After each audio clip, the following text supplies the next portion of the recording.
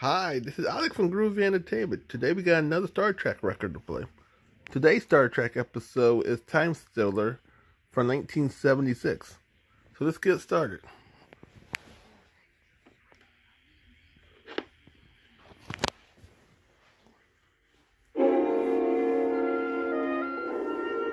Captain's log, stardate 6134.6. The mysterious time slowdown we're experiencing has affected not only every crew member on board, but all the Enterprise's instruments and computer banks. It's as if time itself were winding down, and us with it. Sensor readings confirm my hypothesis, Captain. The slowdown phenomena did not initiate until we came within 3 light years of that peculiar high-density energy field directly ahead. Shut down all warp engines, Mr. Sulu. I want zero acceleration. Stand by on impulse power. Shutting down engines now, Captain. Spock. Fascinating.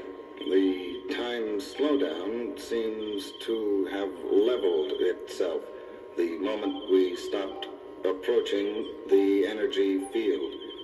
For the moment, at least, things are getting no slower. That's all I wanted to know. Mr. Chekhov, bring us around to 134.8 degrees on full impulse power. I want to put at least 10 light years between us and that energy field.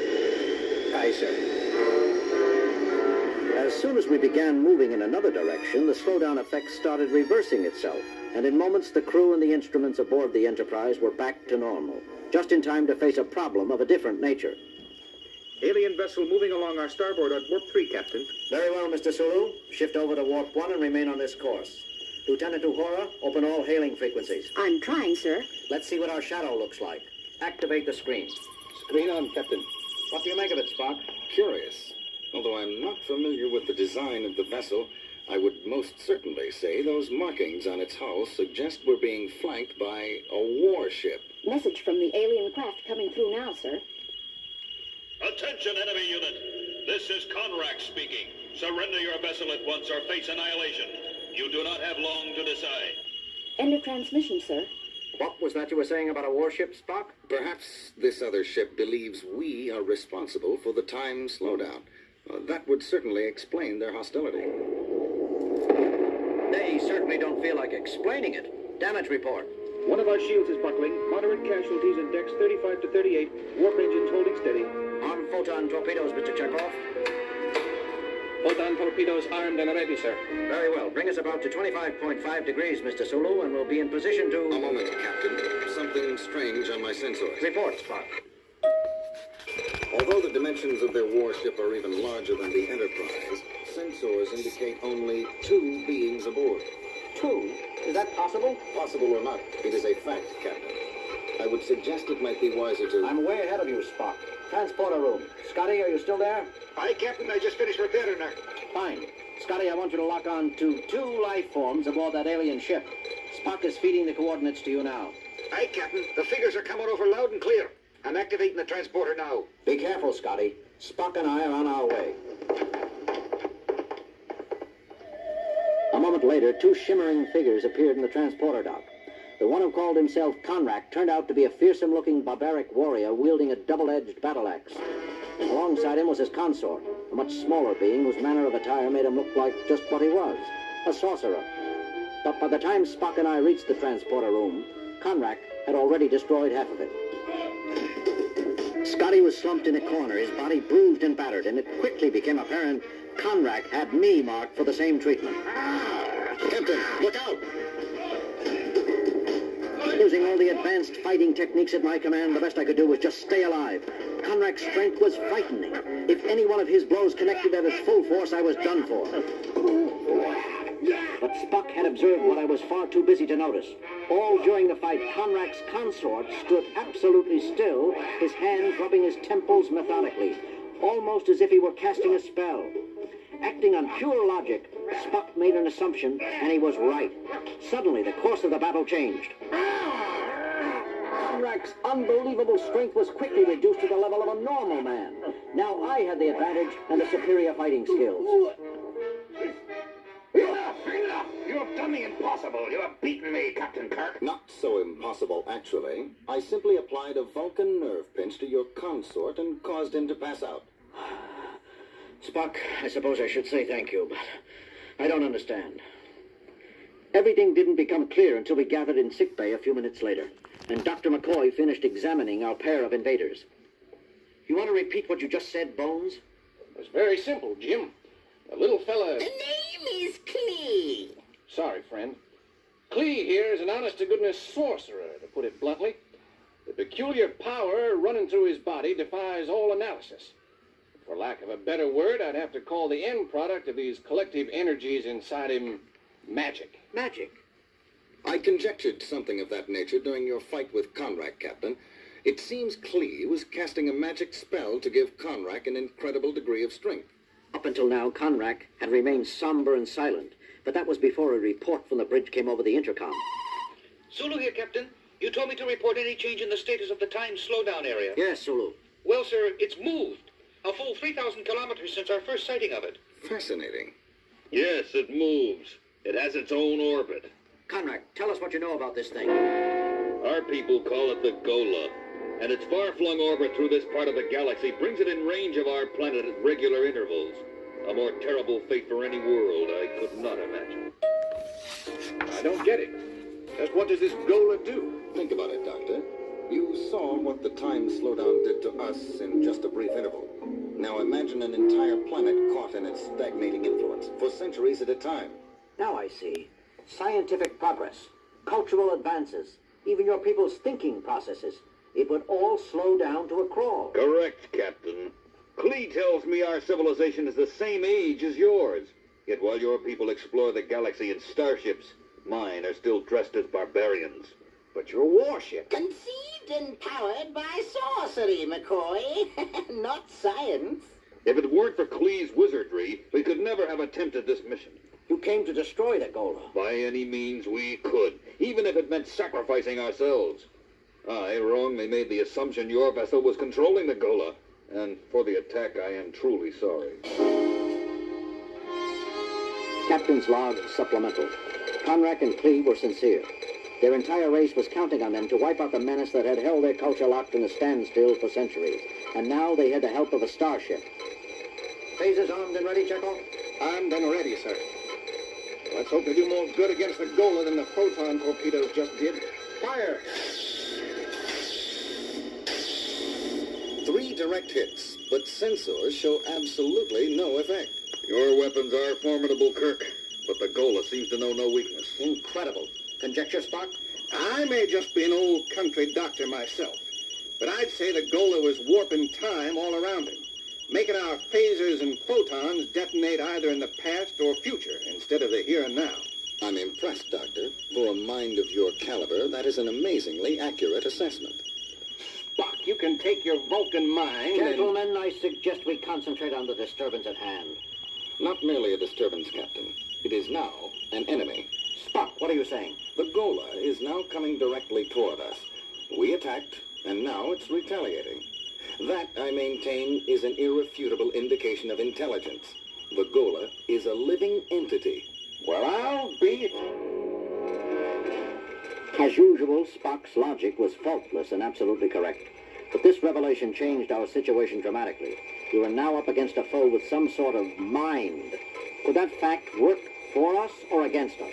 We just didn't know. But Spock and Klee were up to something, finally coming out of a huddle at the far end of the bridge. Captain, Klee and I have conceived a possible means of combating this creature. Through its mind, Captain Kirk. Spock says he can electronically transmit mental energy into space through your sensor.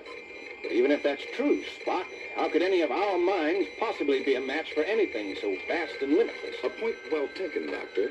But a single mind is not the ammunition we're speaking of.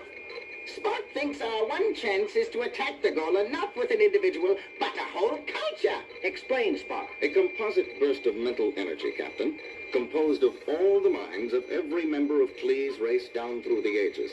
The melding of millions of minds into one concentrated channel. Spock, you're space happy if you believe that's even conceivable, let alone possible. On the contrary, Doctor, it may be impossible in terms of science, but we're not talking about using science here. Magic. Exactly, Captain. I've already shown Klee how to use our computer banks as a storehouse for the millions of mental images he will be conjuring up. I suggest we back away from my consort now and give him room.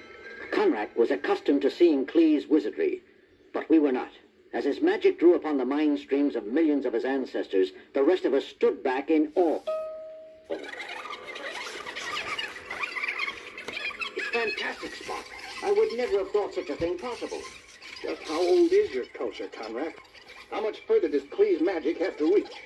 The exact date of our origin is unknown. We do know our oldest ancestor came from a far-off planet many eons ago.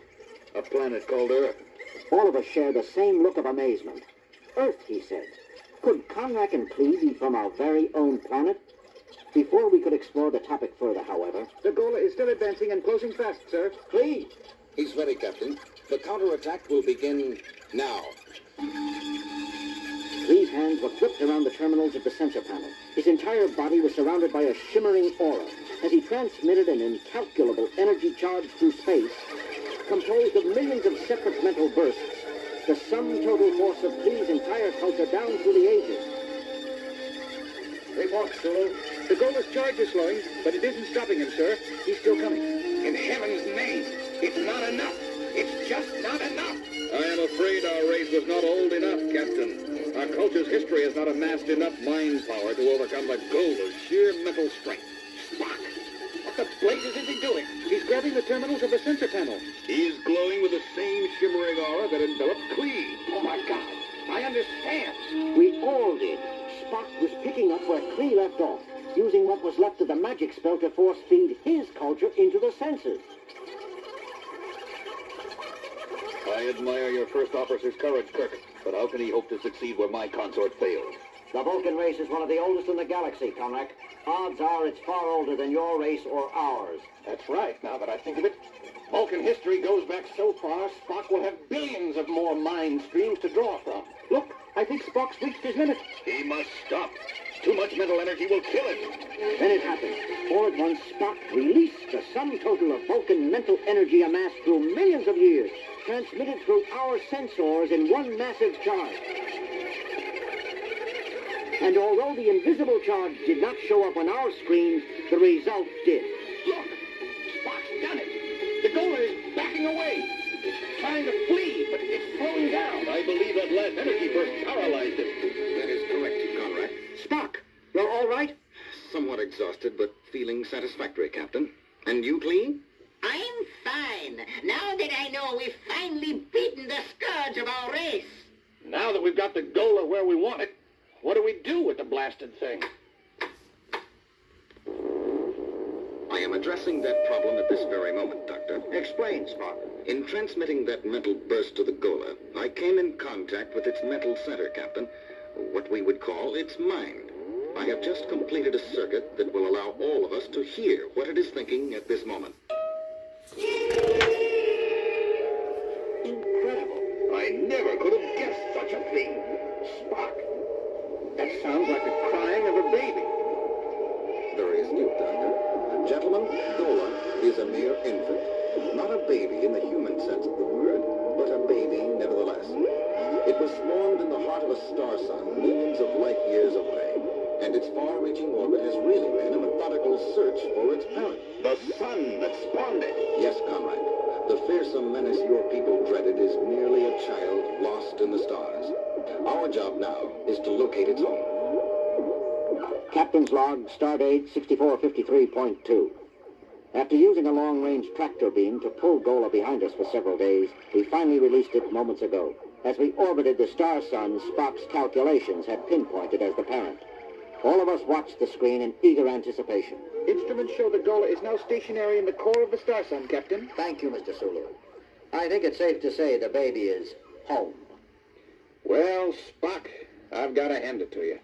As a galactic babysitter, you're not half bad. See you all later.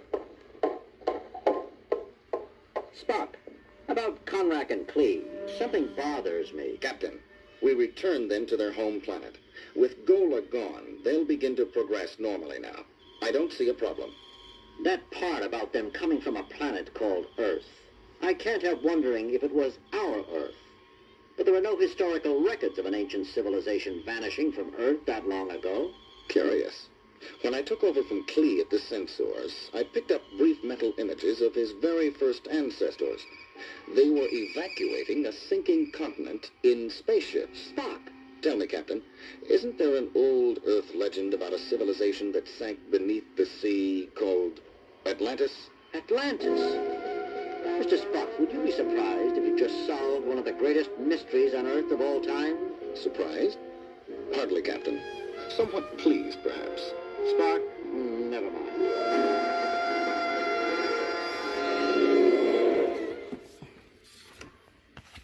Earth of all time? Surprised? So that was Star Trek, the Time Stealer from 1976. And here's the back of the cover that you never get to see ever.